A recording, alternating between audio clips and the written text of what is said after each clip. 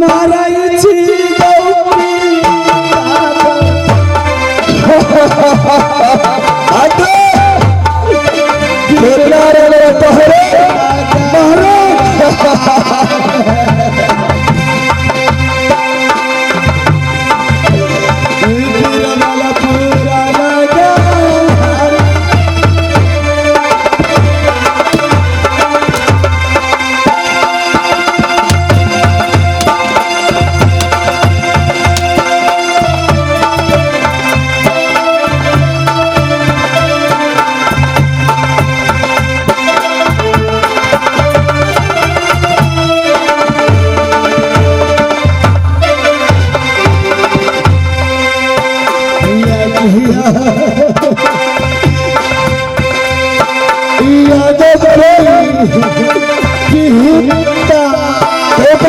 आता पूछो इसको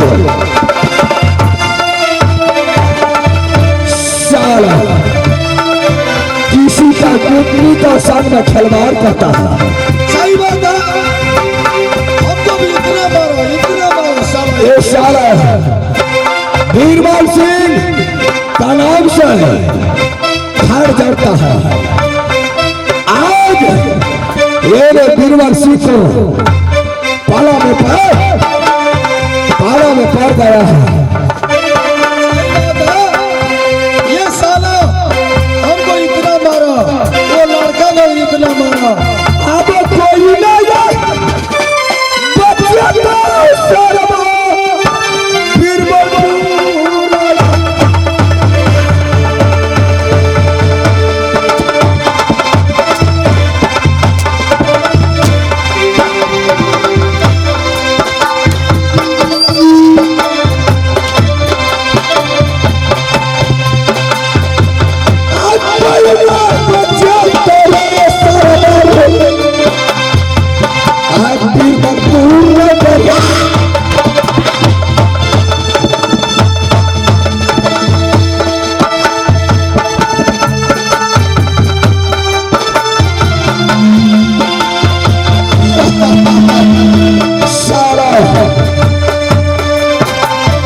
किसी का पुत्र का साथ में खिलवाड़ नहीं करना चाहिए।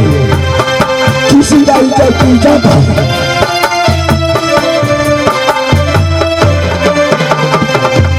दुनिया सजम हुआ शर्मा जब हो लगता दुनिया से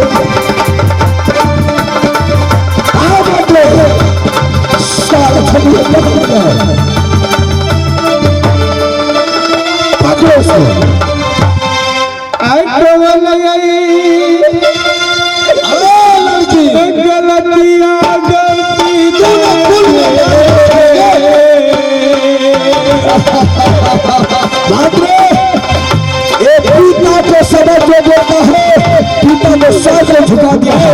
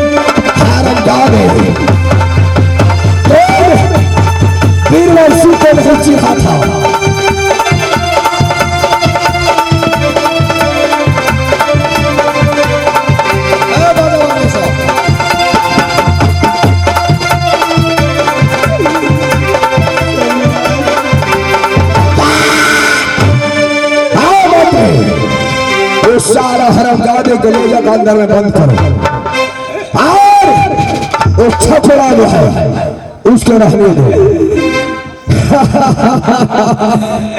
आज सारा हरामजादे को ना रहना बस ना पता दादा सुनिए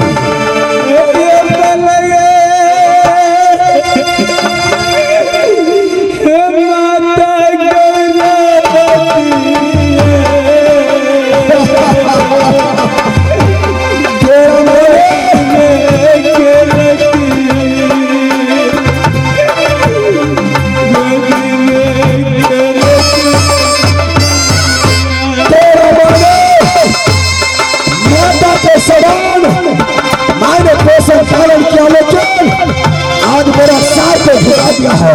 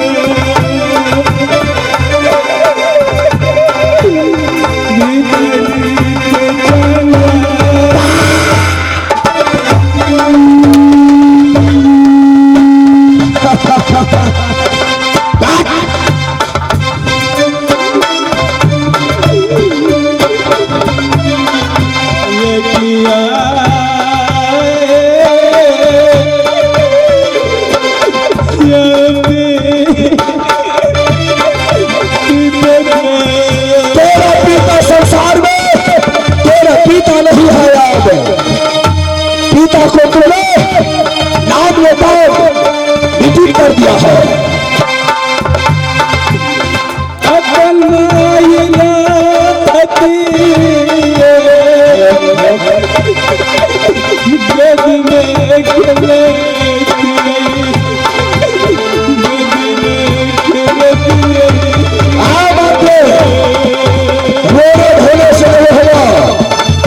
सारा हरमजादी बेटी को लेकर चला जाओ, इसको अंदर में बंद करो, उसके बाद इसको सजा और मिलेगा।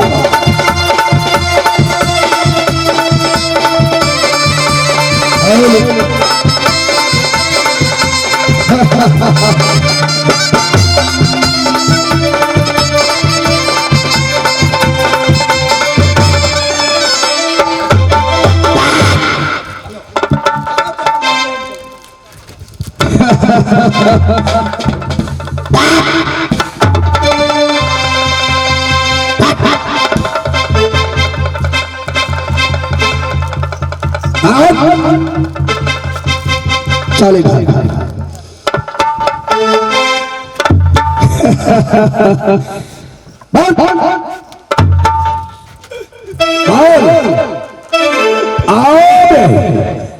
तुम्हारा कौन बाप आएगा बचाने के लिए?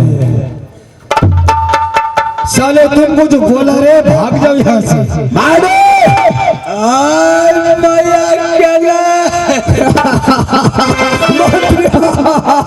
माता को याद करता है रे।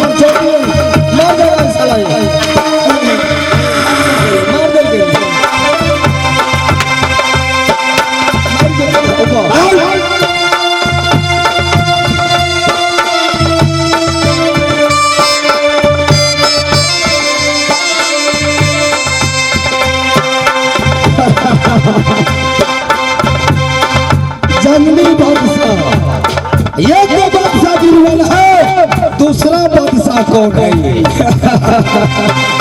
चलो इसे उठाओ, साले उठाओ, बंद कीजिए, बंद पार्टी वाले इधर आओ। चला अगर एक शब्द आवाज निकल जाएगा तो तेरा मात्र इससे पूछो घर कहाँ है, क्या नाम है जिसका बेटा है? साले शादी करने में कितना अच्छा लगता है, किसी का लड़की के साथ खिलवाड़ करना।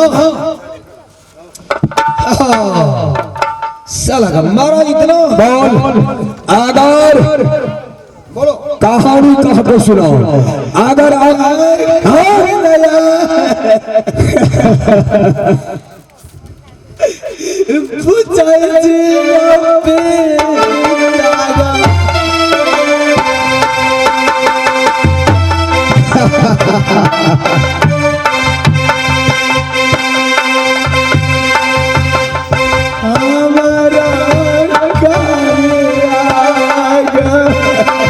अभी तेरा नहीं हुआ है, भाथर काल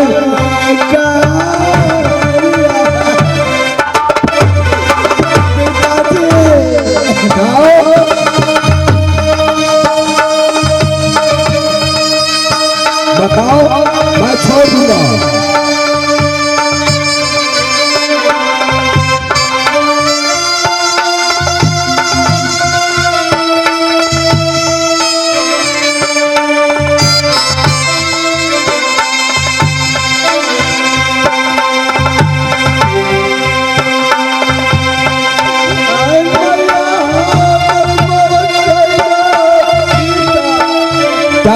तेरा माँ बोल जाएगा, ठीक है मैं छोड़ दूंगा। सही बात बता, तेरा घर कहाँ है?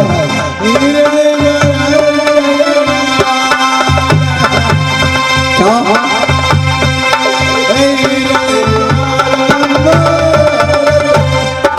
तेरा माँ निर्गुणपुर में बोल जाएगा।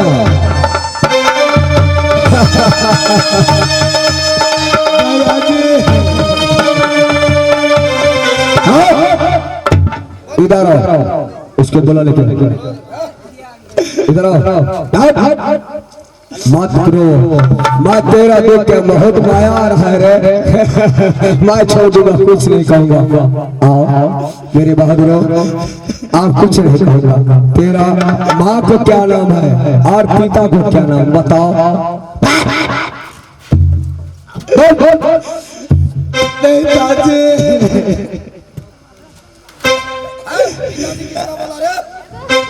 तुम्हारा पिताजी बोलने को हमारे घर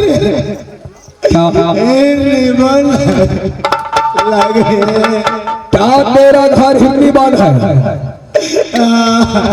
और माता जी की नाम सती शिशुआ, वही सती शिशुआ का है रे। ठीक है बोलो। नानी का नाम नानी बंदवी पड़ता है। अच्छा आगे क्या बात बोलो।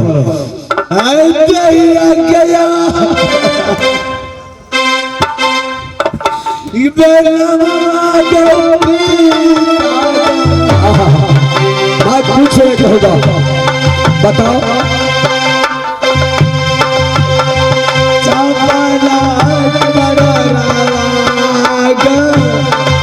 अच्छा क्या तेरा 56 करोड़ देवता ने नाम रखा है।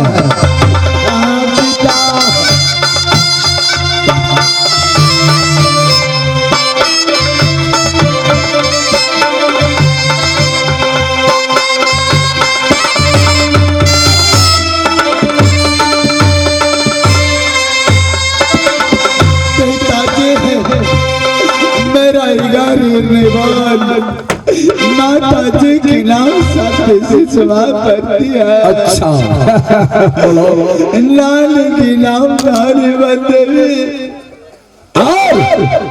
तेरा नाम क्या है? और ये दहिया की नाम। बताओ कुछ नहीं कहूँगा, छोड़ दूंगा मैं। बताओ बताओ। 56 करोड़ देवी देवता मिल की नाम रखा हुआ है। फिर जंगली बादशाह वीर जंगली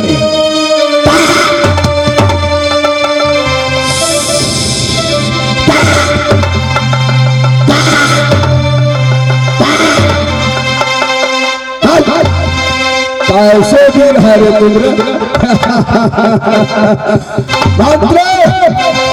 मैं समझ गया। जंगली बादशाह चांदी गाड़ी शक्ति नैना को संग में डोला लेके गया। सही बात। लगता है यही सारा दुश्मन है। इसको सीधे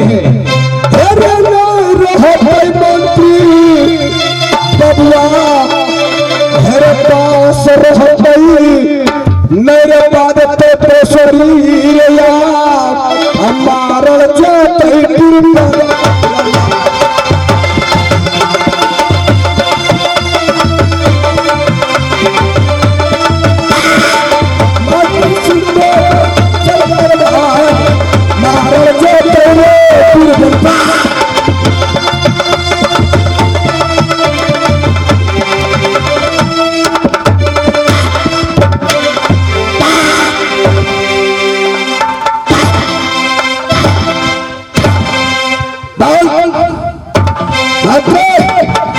सीधे इसको जमखंडी पठाना है। चलो फांसी के झंडे झुला दो उसको।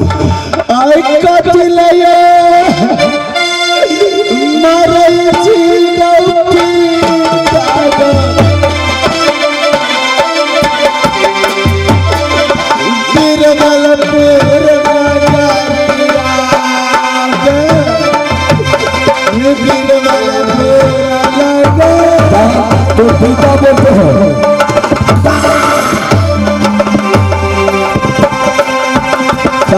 तुम पिता बोलते हो।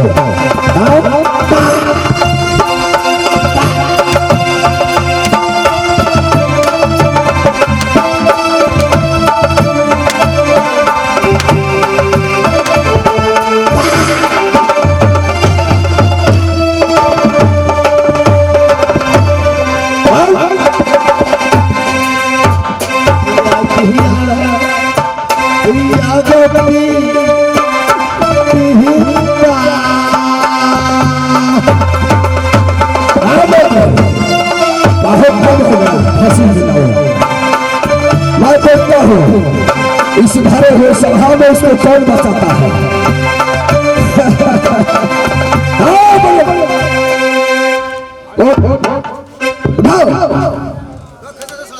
चलो इसको फांसी फंदे देखता हूँ आज इसको कौन कौन बचाता है।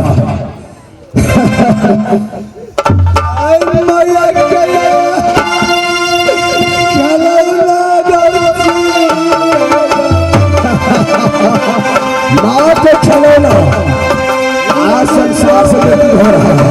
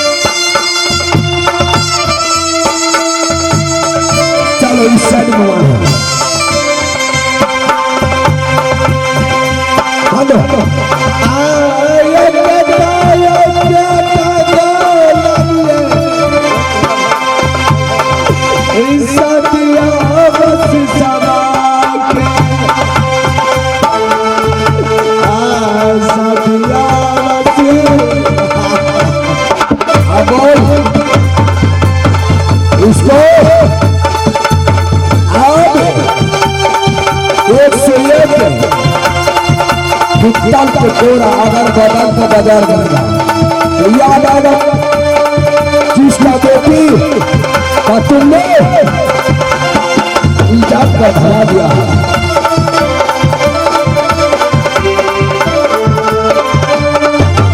चलो हंसी भगवान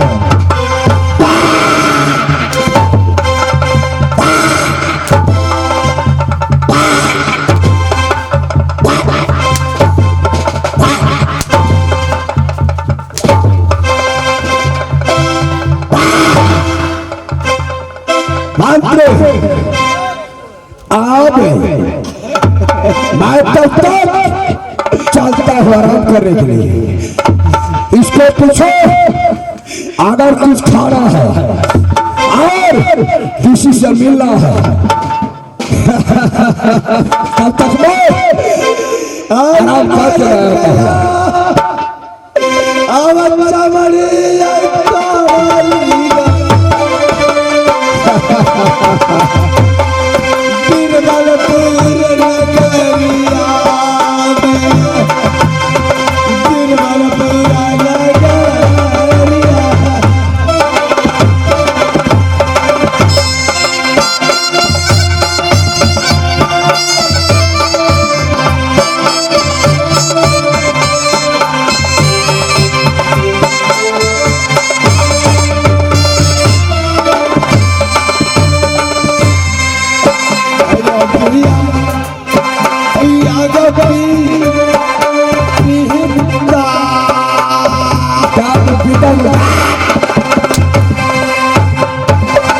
आज तारीख से पीता के लबादान तेरा चाप खच लगा।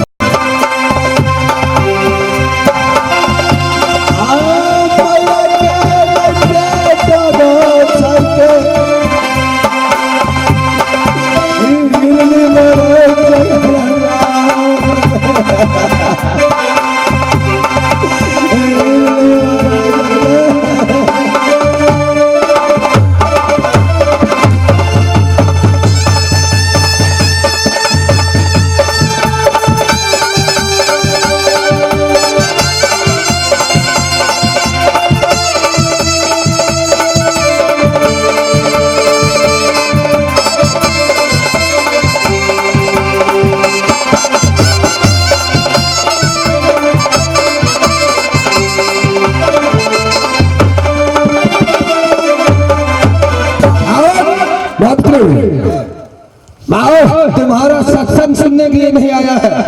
चलो मैं चलता हूँ यहाँ से आराम करने के लिए। ज्यादा इसे पूछो अब चले चाहिए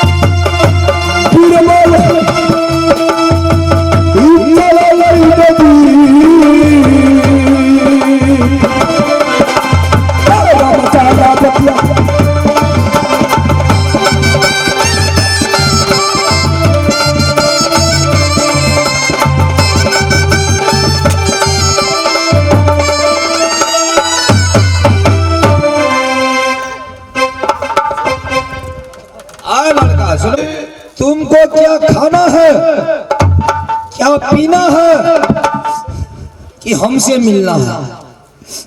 अब तुम्हारा टाइम खत्म हो चुका है। अब तुम कहते हो गाँव वाले मैं जा रहा हूँ, भगवान मैं आ रहा हूँ, उसी तरह तुम हो गया है। अब तुम्हारा जाने का ऑर्डर मिल गया है। ये जानते हैं बीरबलपुर है, बीरबल है शेर तो मैं हूँ सवा शेर, और ऐसे गरम मैं ज्यादा हूँ बीरबल से। मैं 7 मच्छर का खून करता हूँ। भैया जी मेरी माता सती से सिवा का कोई दूसरा तीसरा पुत्र नहीं है परमात्मा। किसे मिला रे? अगर कोई चिट्ठी तेरे पहुंचा दे मेरी माँ का, आई बेटा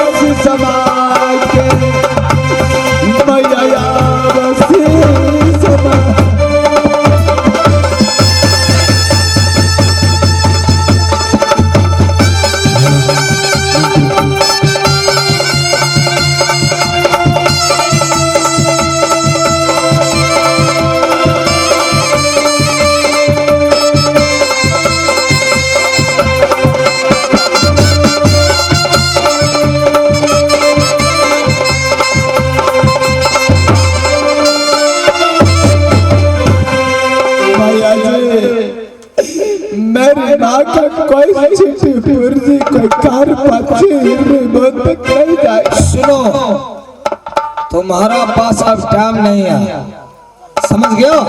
बोलो भैया जी। जो बीरबल बोलता है वो करके दिखाता भी है। तो लेकिन देखिए, हमको कहने से कुछ नहीं होगा। तुमको क्या खाना है, किससे मिलना है, मिल लो। बीरबल का वादे से अब तुम्हारा टाइम खत्म हो चुका है। भैया जी हाँ, मुझे ये मेला में कुछ नहीं खाना है, कुछ नहीं पीना है भैया। एक बार सत्य आलम से मिला दो। आज बीरबलपुर में मैं फांसी की सुनौला ढूंढ रहा। थोड़ा घुसपैठ करना है तुमको। हाँ भैया जी, तुमको हम छोड़ देंगे प्राण की खातिर तो ऐसे करो, 501 रुपया हमको दो, तुमको छुट्टी है। साले भगा देंगे, बोलेंगे महाराज को जो भाग गया साला, कहाँ चला गया, नहीं चला गया, मर गया। जाओ भैया जी,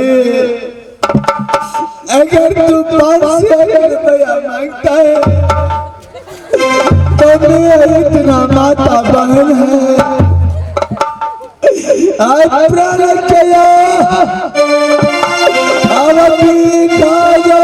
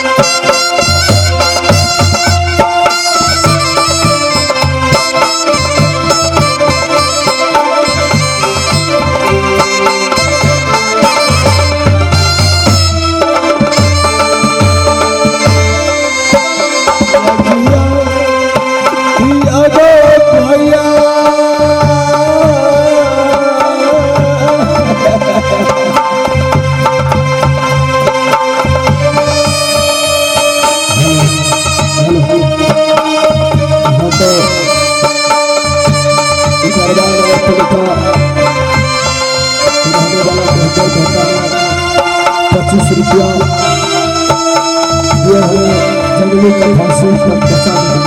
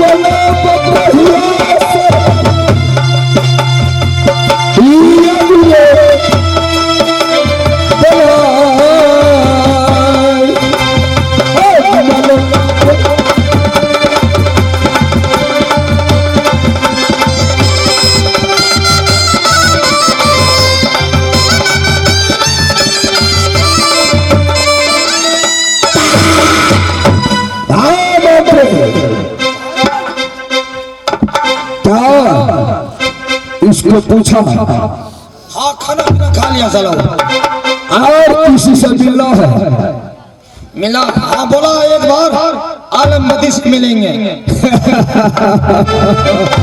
देखो बहादुर अब इसको अंतिम दिन है अंतिम रात है ठीक है अगर मिलने चाहते हो एक बार मिला दो ठीक है अरे अरे अरे लड़का आइए कबेरा मिला देगा भैया अरे साला तुमको चाहिए सभी का याद हमके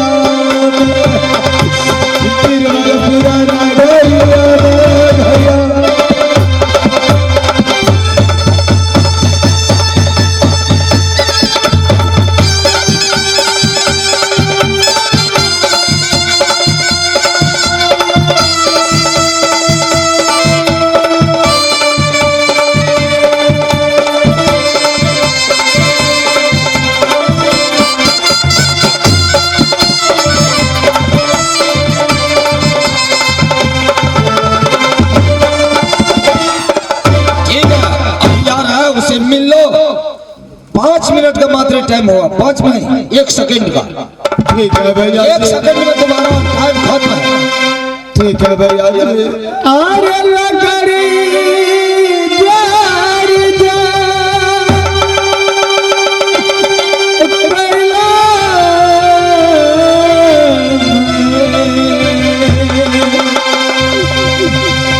कैला जर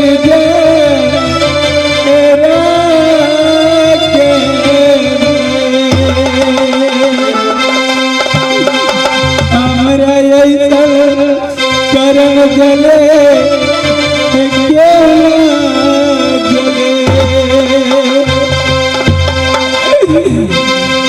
आवे तू करिया गोदी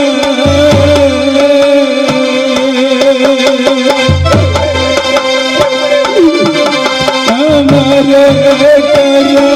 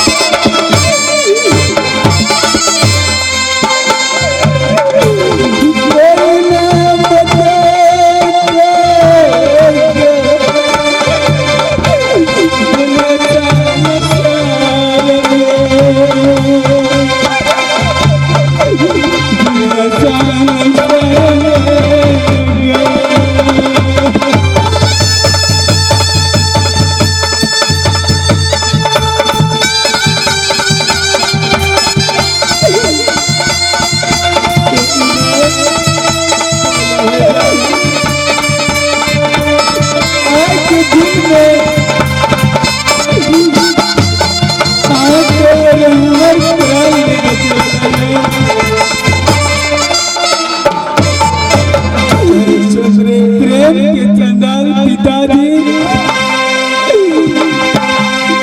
कुछ न बुझाया आयल यहाँ चले करलवा है सुंदर हासी पराय झुरवई है हासी पार झुरवई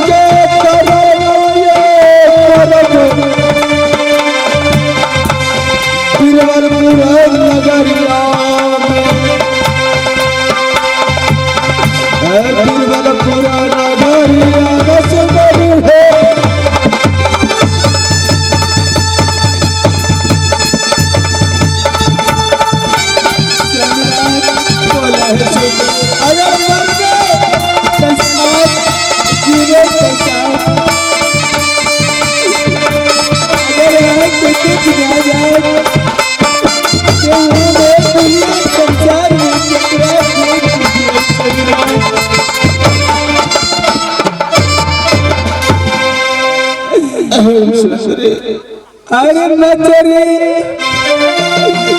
अरे बाले बिना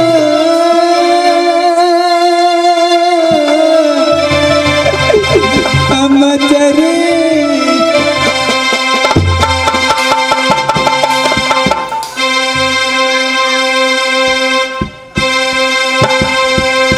अरे फूल बिना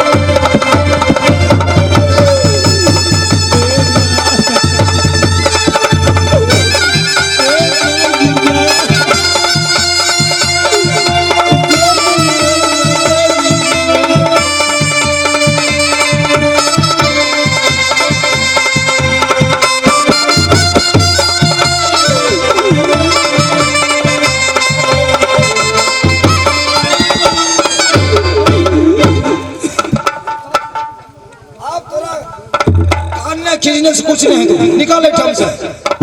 भाई आज एक समाध पठा देना फिर निगम जगल माता सुषमा के पास में। आपन चीजें चिट्ठी को लिखी है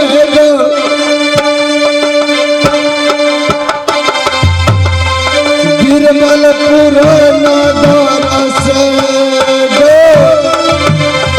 गिरमलपुर नगर से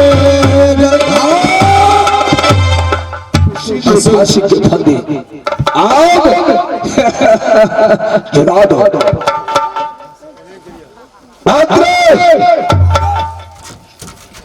भाइयों बोलूंगा और दो बोलूंगा और चार बोलूंगा, उसको लेना फांसी।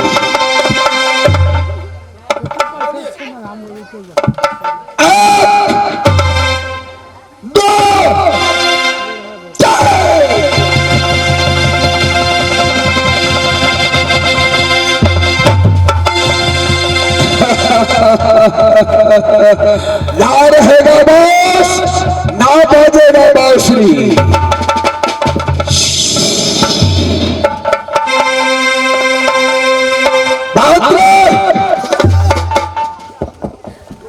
ये सारा हरमजा देखो, आज दुनिया से चला गया वो।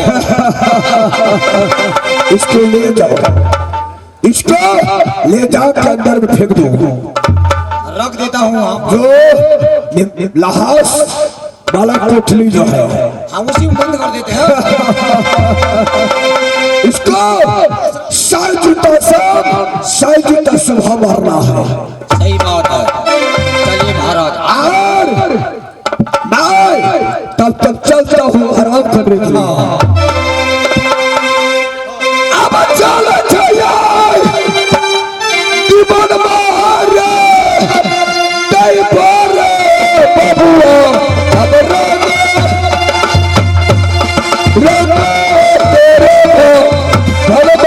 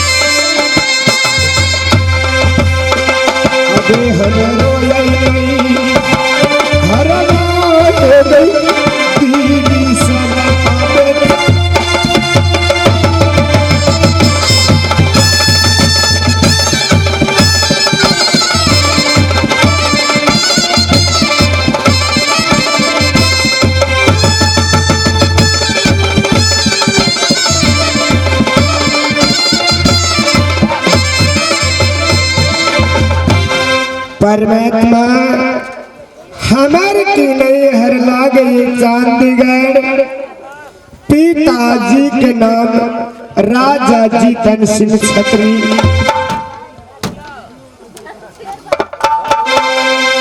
आबे ससुरा हमारे हिया लगा छई गई दिल पर सब गई निर्गुण पूर्ण द्वारा गई निर्गुण पूर्ण द्वारा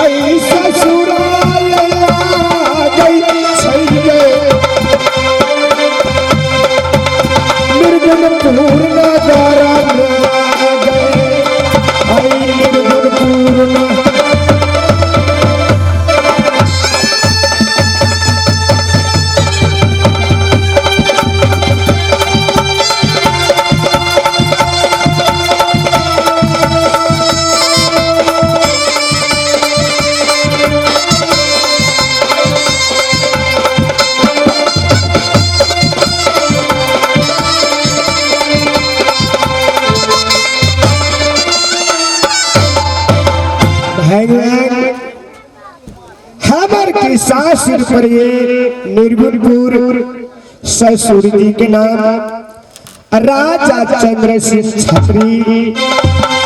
सास के नाम पर ये सती सिस्मावती। लेकिन भगवान स्वामीनाथ के नाम अपना वचन से कना के कह के सुनाना और नहीं कह के सुनावे जी माँ बहन और बाबू भैया कना के बुझार अब स्वामी आता दिया हुआ के नबुआ हल्ला दे छौ गई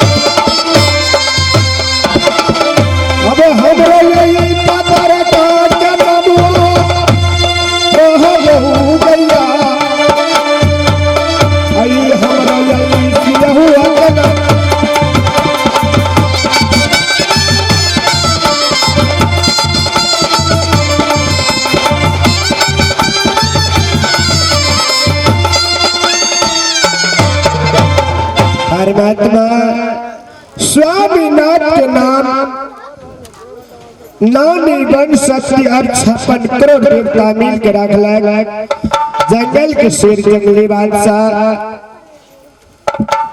अब हमारा अब नबुआ नहीं छूटे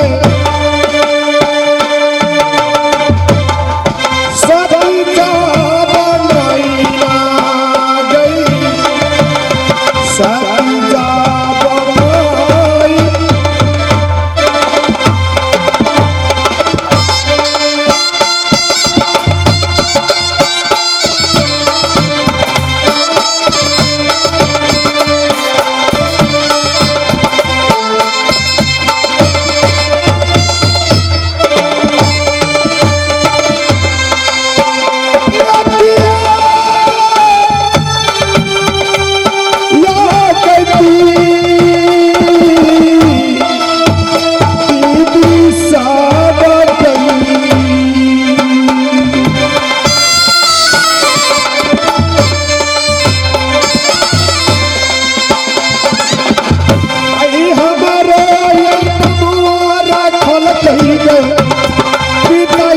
सोहरा गई ऐसा जावना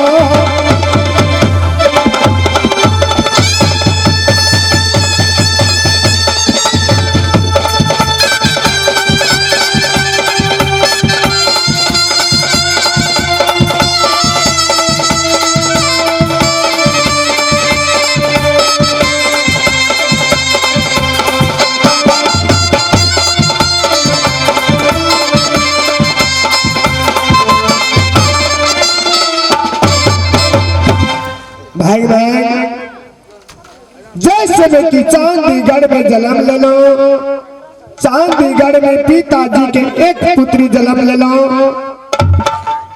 ना कोई भाई है, पिताजी हमार नाम रख लग सती नैनावती। लेकिन भगवान चांदीगढ़ से निर्गुणपुर आवे में आप बड़ा बड़ा ये दुख का टाली गए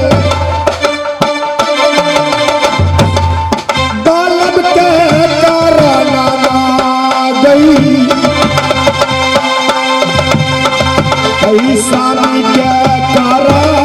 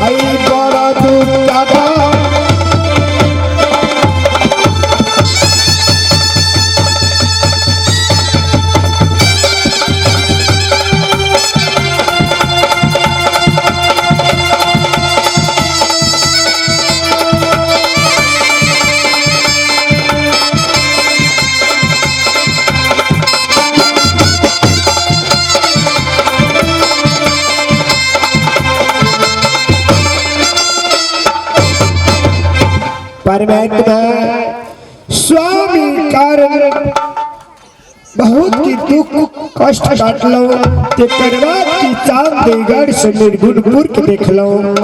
लेकिन भगवान स्वामीनाथ घर खबर में गेला, लेकिन प्रेम की चांद डाल स्वामीनाथ घर खबर से कत गेल ना गेल कुछ मालूम नहीं। आप लागे खुदा साई मास्टर जी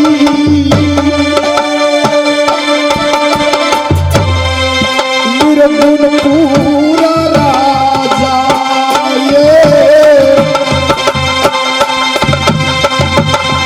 बालम क्या कराना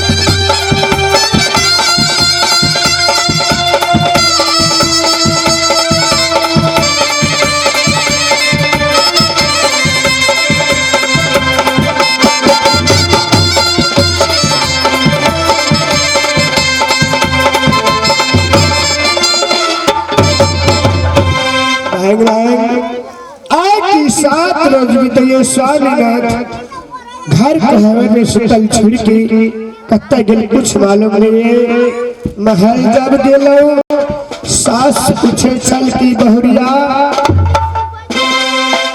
तू नया नया मेल है चंडीगढ़ से, लेकिन बउआ के छल देखे छी महल में कत्ता गेलिए। आई झूठ के गई बहना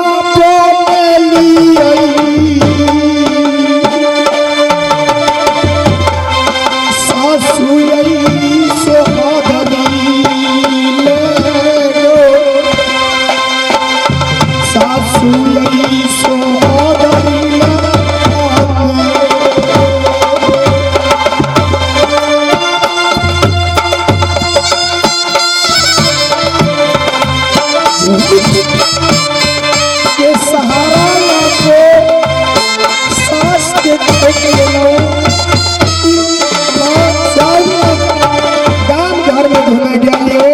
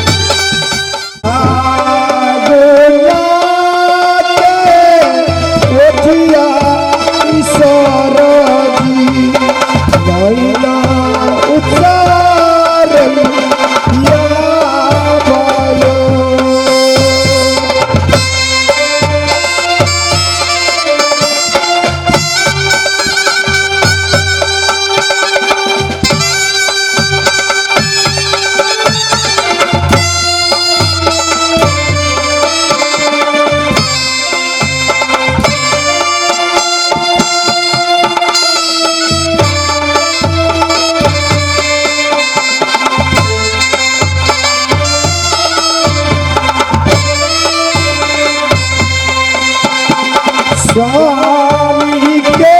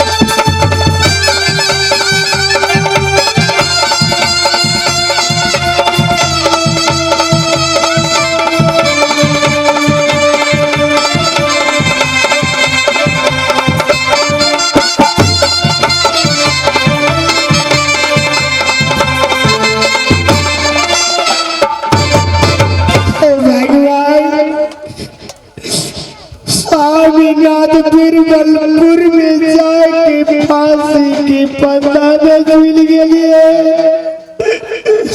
सास पूछे करा के चलो कि माँ गांव घर में स्वामीनाथ घूरे गया, लेकिन बीरबलपुर में जाके स्वामीनाथ मर गए। सास की कौन जवाबदार नानी बन सकती।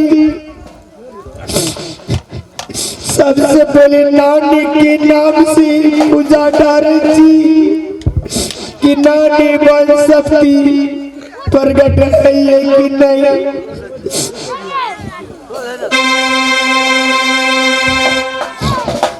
आगे मैया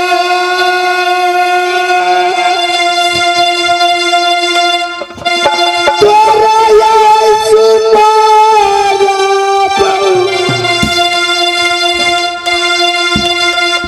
अरे बेटी जा बना नैना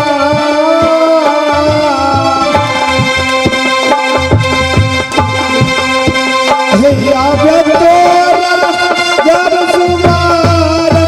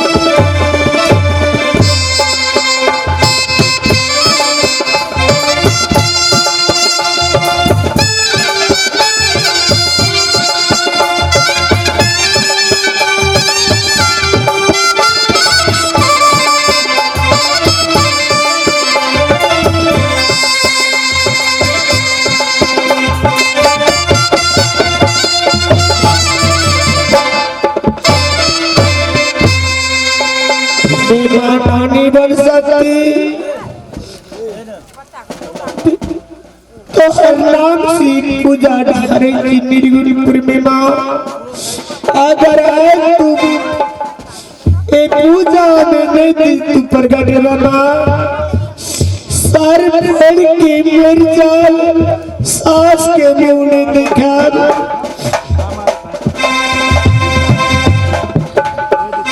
आधे कोरोना में से यही पूजा गौ भाला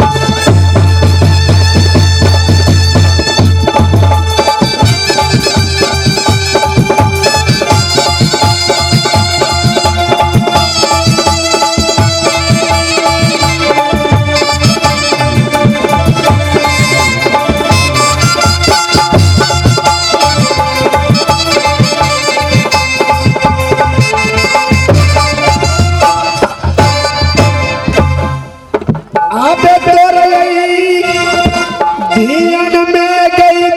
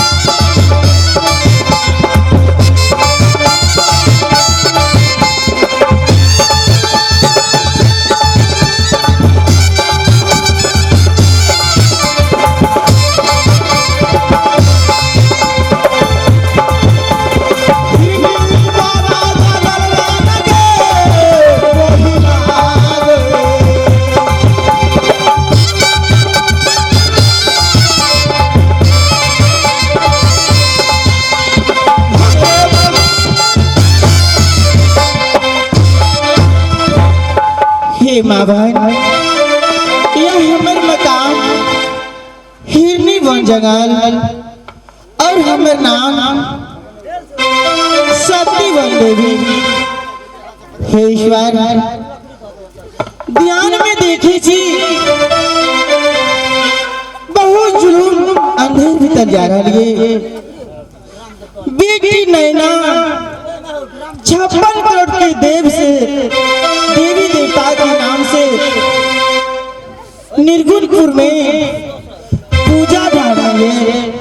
अगर मैं पूजा में जाके अगर बेटी ने ना के हम दर्शन ने देसी ये दुनिया संसार में अंधकार में जात सबसे पहले जाके बेटी ने ना कि हम साक्षात प्रगट भागी और जी कष्ट है जरूर करतार कष्ट के महाराज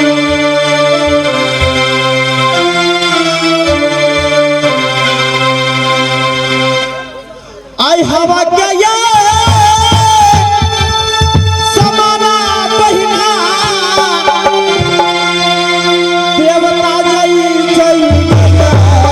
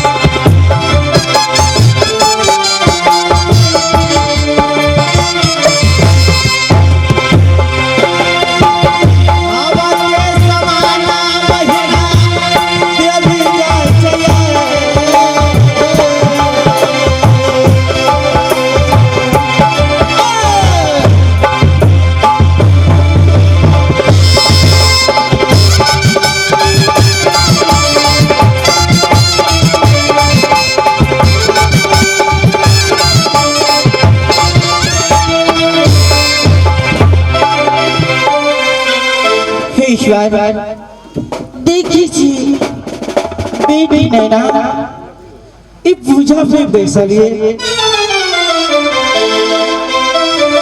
आज किया ना ये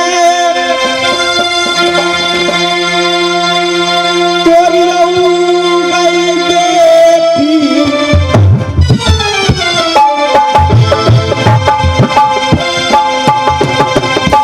निर्गुण पूरा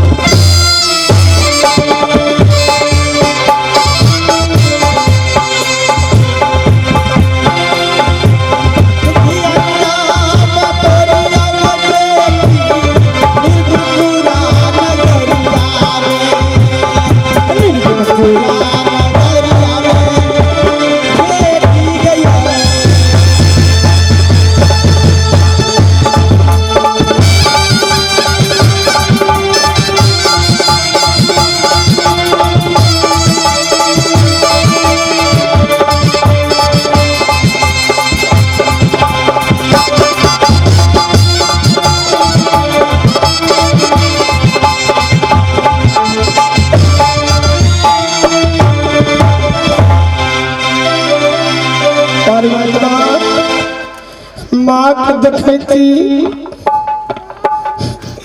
अब की गई चरना के छुबा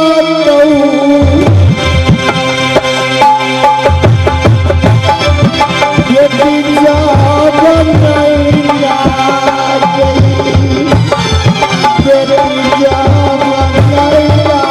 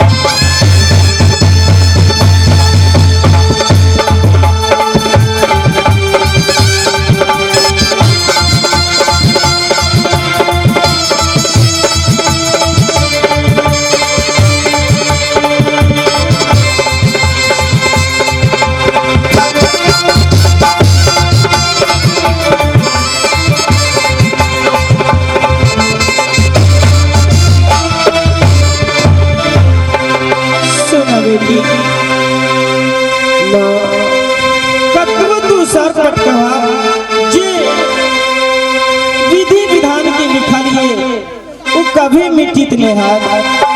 सुना बेटी हरि नारायणी चरात जगल सदा जगल किया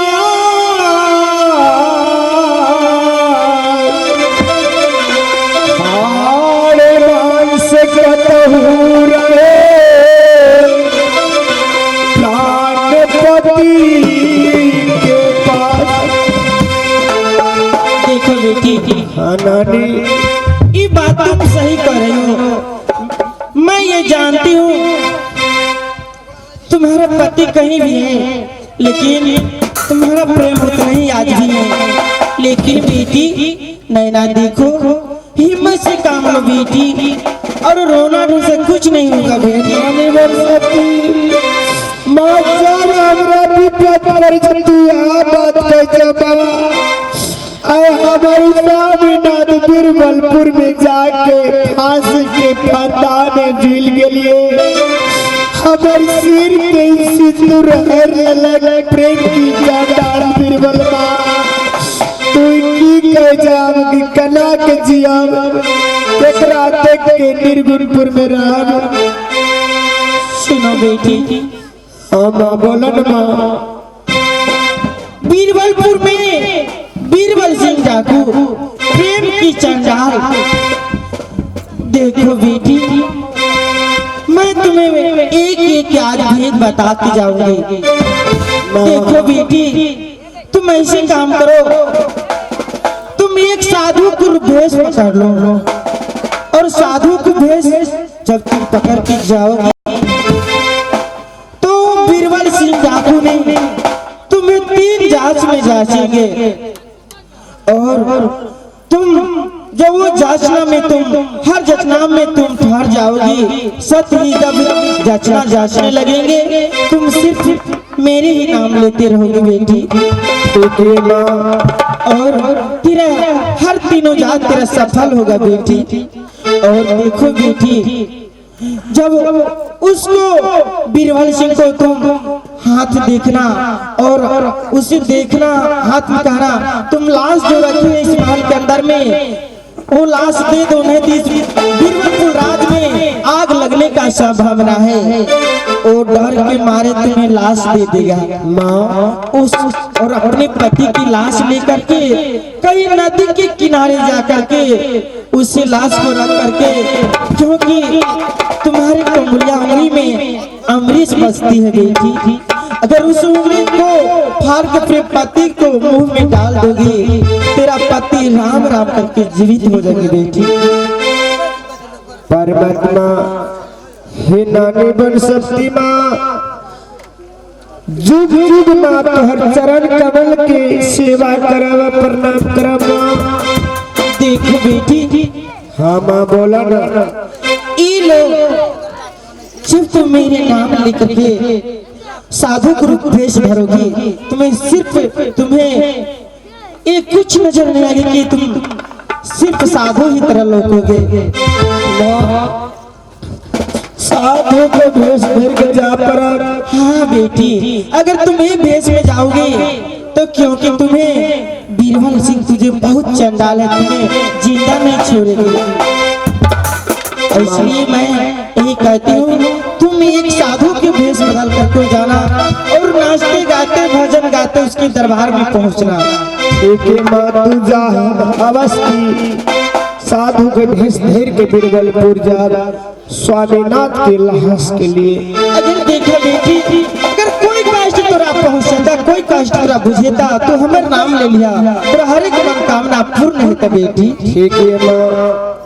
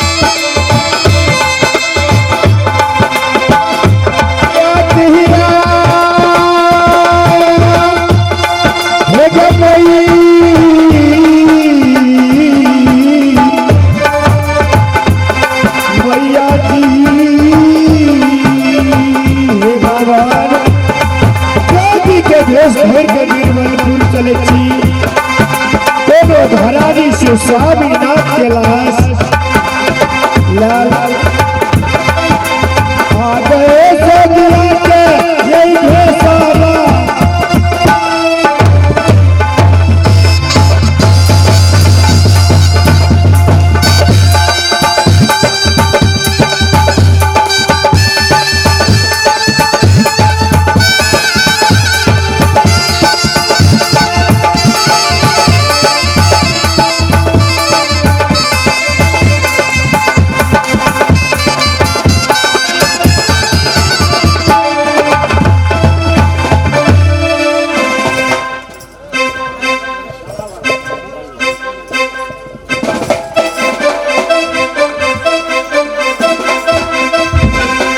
परमात्मा से बहुत जल्दी चले छी जते जल्दी बीरबलपुर पुगाब ओते जल्दी की स्वामीनाथ के मुलाकात है जिंदा में देख लो लेकिन कोनो धरानी से स्वामीनाथ का लाश लाके स्वामीनाथ के वो देखा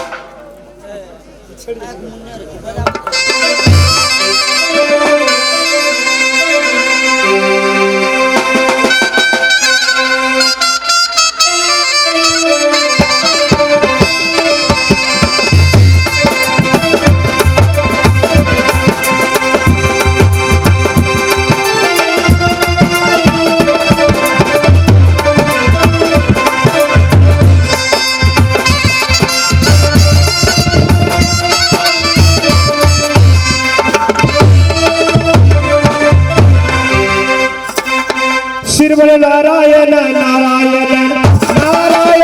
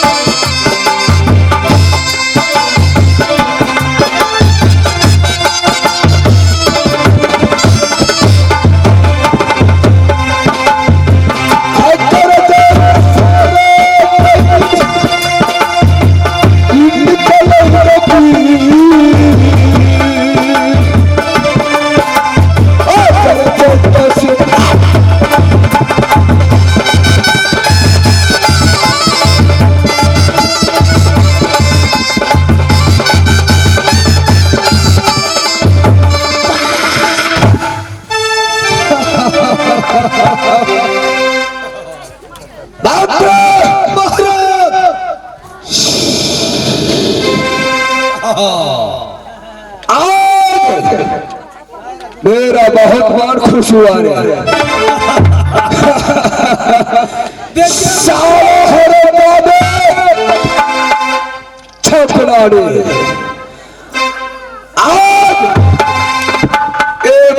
बीरबलपुर नगर में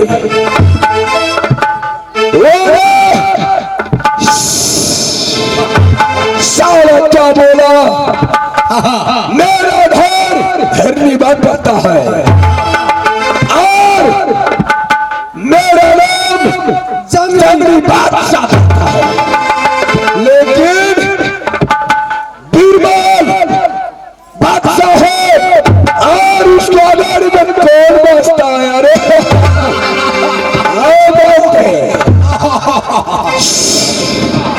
सारा हरगाने को ये साले कौन बादशाह आया है? सारा को मिट्टी से दुनिया से चला गया भी। वो तो चला गया, लेकिन वो लहास को जो रखा हुआ है आज उसके बाद से एक बैठना नहीं चाहिए। और साजुता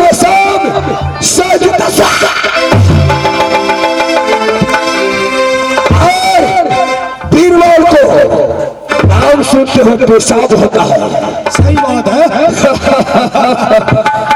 ऐसा कोई बात चलान पैदल ये होगा तो बीरबल से आकर कब्जा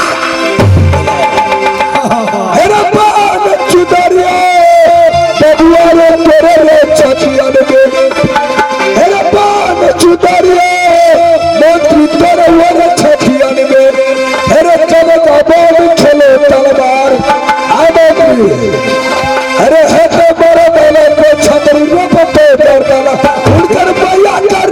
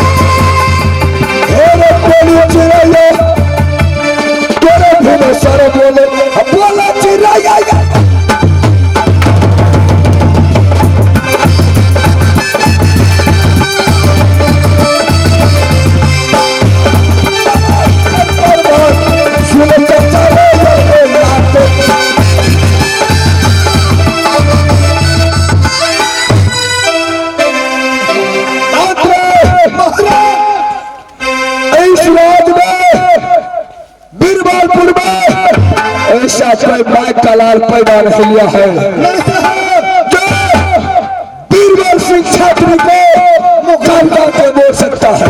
मुकाबला करे ये हम हैं जो मुकाबला करते हैं। तब तक मैं चाहता हूँ शेरा घटी दारू पीने के लिए, नशा खाने के लिए, और तुम इस दरबार में खड़े ड्यूटी बजाओ। अब कोई सा बात चले पैदा होगा, अगर आ जाएगा, अगर कोई किस्म का गड़बड़ी हो जाएगा, आप भरोसा कीजिए, सदा खबर जानेगी।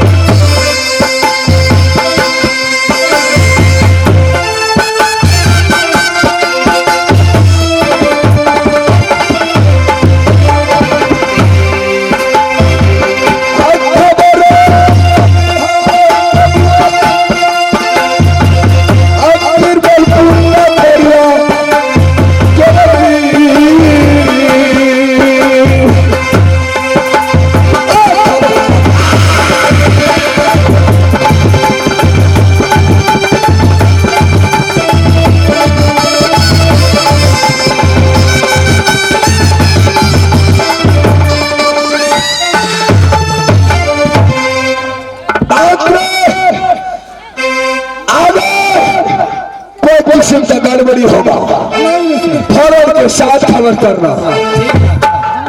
और मैं खड़े खड़े पकड़ा दे दो गड़बड़ी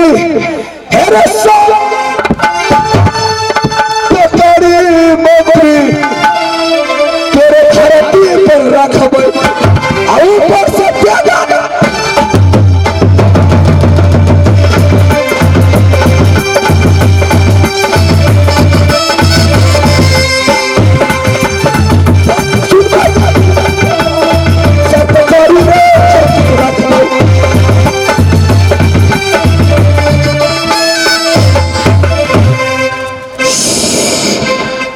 सारा हरामजादे को सार पकड़ के मैं धरती पर रख दूंगा, उसको मैं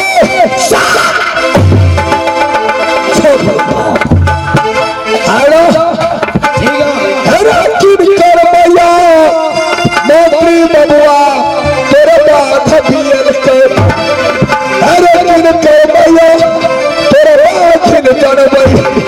तेरे लिए समय अवतार कब मिले तेरे भवन से उड़कर मैया कर रहे।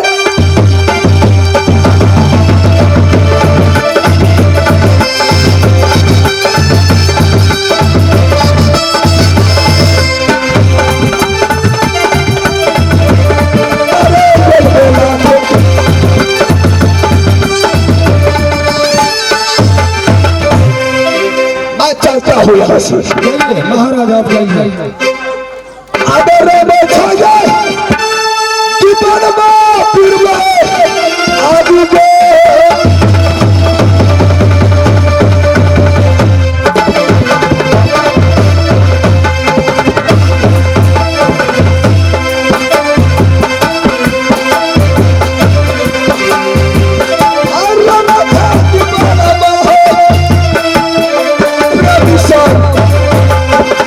अयो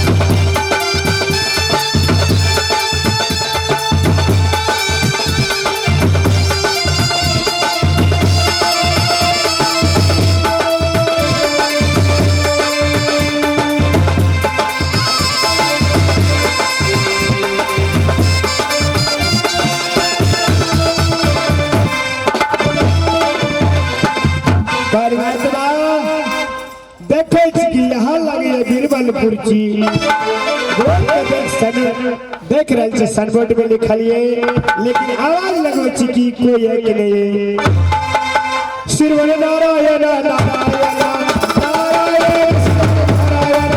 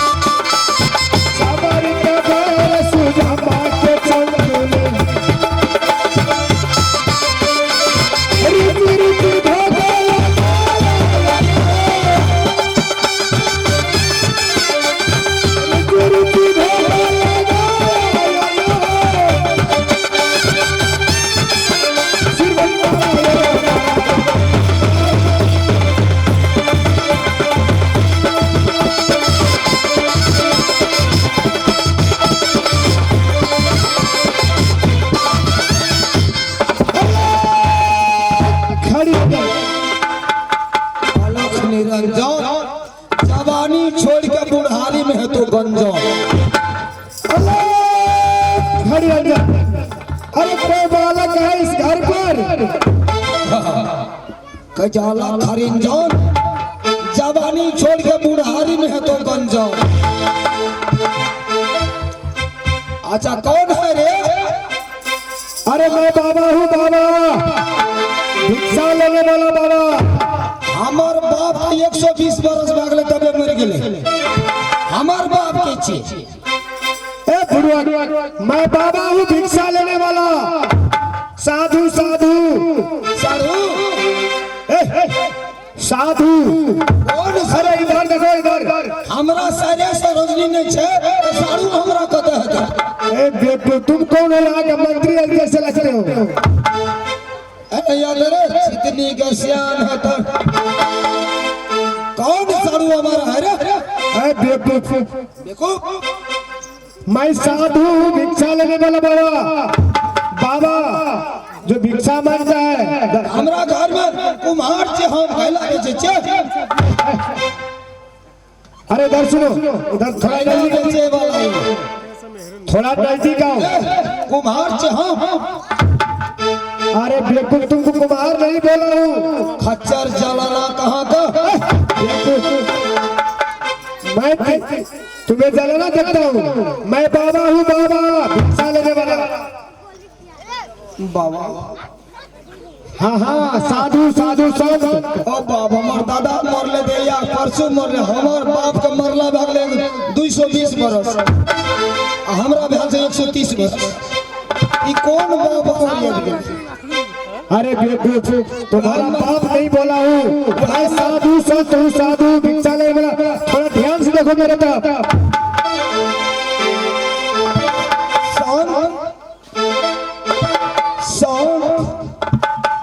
भिक्षा नहीं देना है।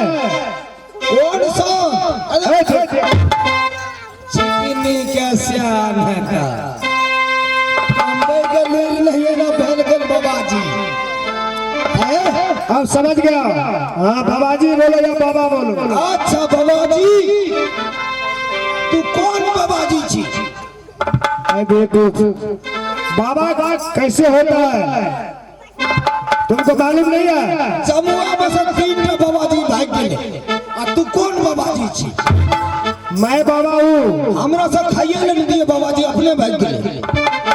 अरे बेटू मैं किसी को दरवाजा में जाकर नहीं खाता हूँ भिक्षा लेता हूँ और अपना रास्ता नापता हूँ। तोहर बाप कमा कर रखते रहे जो भिक्षा ली। अरे बेटू नहीं देना है तो मत दो मैं यहाँ चलता हूँ। सिर्फ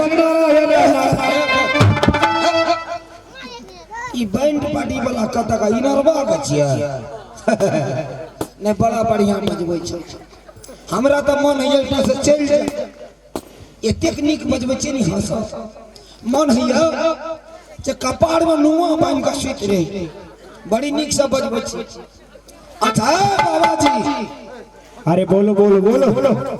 3 किस्म का बाबा जी होता है तो कौन बाबा जी है रे?